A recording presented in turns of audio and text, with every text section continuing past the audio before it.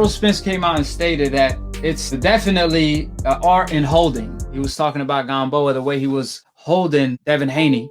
Obviously, Gamboa was looking to survive. I told you guys his main objective was to go 12 rounds. So it's obvious that he wasn't trying to win. That being said, one thing you could do during a clinch is push your opponent off, pull back in a squat position like you do in a squat. By doing so, your opponent is not going to be able to hold you and smother your offensive attack. If you guys remember, when Errol Spence fought Kell Brook, one thing during preparation that Errol Spence was preparing for is clinching.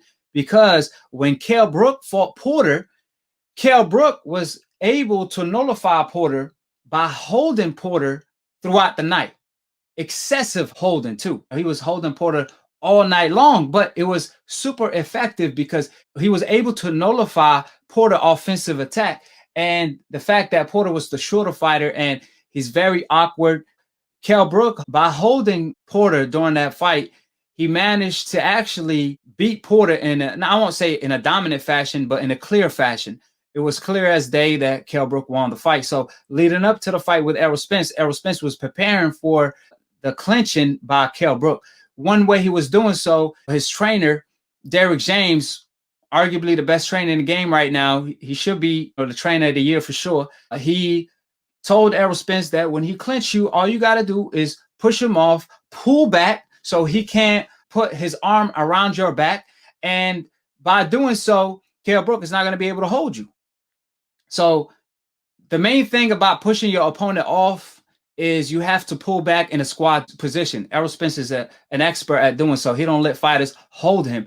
And he was able to get off some lethal body shots when Kell Brook was trying to hold him that ended up breaking Kell Brook down, which is why Errol Spence got the knockout in the later rounds. It wasn't because Kell Brook struggled to make the weight. It was because Errol Spence was breaking Kell Brook down with body shots. Just go back and watch the fight. It was a spectacular performance by Errol Spence.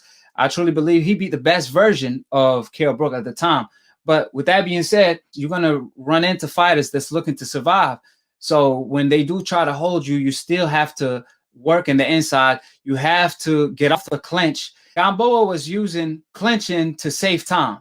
Devin Haney can't rely on the referee to break him off the clinch every single time. He has to learn how to get off a clinch. So this is nothing but a great learning experience for the young Devin. The takeaways for Devin, like Errol said, you're going to run into fighters that's looking to hold. So you have to fight your way out of the clinch. You can't depend on the referee every single time because the referee, every time he breaks a clinch, that's time that your opponent is killing off the clock.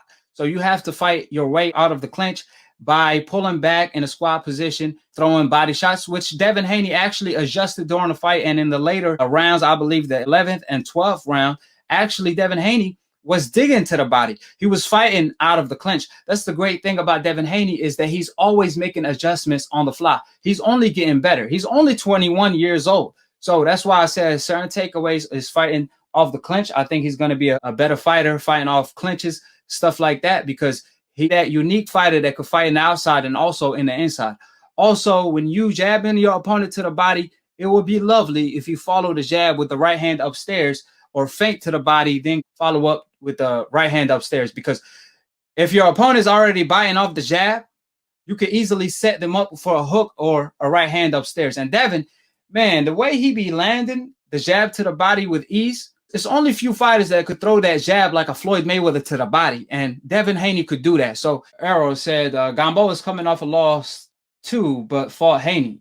Yeah, but this is a different situation. This is a unique situation. The only reason Gamboa is fighting Devin Haney is because Luke Campbell turned down the fight. Ryan Garcia doesn't want to fight Devin Haney next. Linares and Fortuna don't want to fight Devin Haney next. They all want to fight each other instead of fighting Devin Haney next. I mean, think about it, guys. When you could fight the champion right away, but these fighters choose to fight each other in order to fight for the mandatory position. But hey, they could go ahead and fight the champion right away. Well, if you may ask, why is that? Because Devin Haney is the A-class boogeyman in the sport of boxing. All these fighters rather fight each other than fight him when he's the one with the belt, when they supposedly fighting for position. That's why, my brother. So when it came to Luke Campbell fighting Lomachenko had other options. He had Devin Haney as an option, who was his mandatory. On the other hand, Devin Haney had no other option. When you're the boogeyman, when you're the A-class boogeyman, the question is not who you're going to fight next. The question is, who is willing to fight you next? So it don't matter who you fight. You have to stay busy because nobody's willing to fight you. Evis, my brother's just blessing me. You know, I appreciate it, man. Like I said, I appreciate the love and support and all the super chats. OG Swag, we're going to talk about it, OG. We're going to talk about it, OG. I'm definitely covering that topic. Haney really WBC champion, bro? Question mark. Like legit top at 135? Question mark. Yeah, he has the real WBC title. The WBC made it official that the Devin Haney title is the official title. The French Fries title is a mandatory title. So if Teofimo, for example, want to fight Devin Haney next, all he have to do is activate his mandatory position in order to fight the real champion, Devin Haney. So no, Teofimo Lopez is not undisputed. Yes, sir. Davis, you know what time it is. He said Loma gave up the belt. That's exactly what Lomachenko did. Ready to rumble!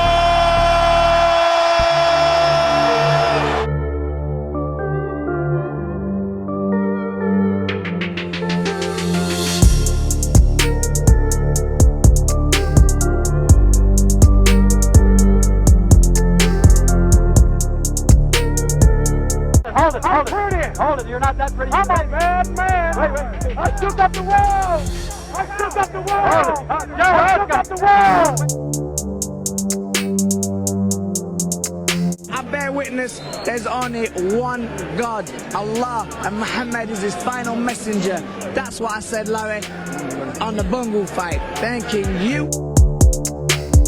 They call me the problem, but you could call me the can man, because anybody can get it. Africans, Americans, Dominicans, Mexicans, anybody can get it.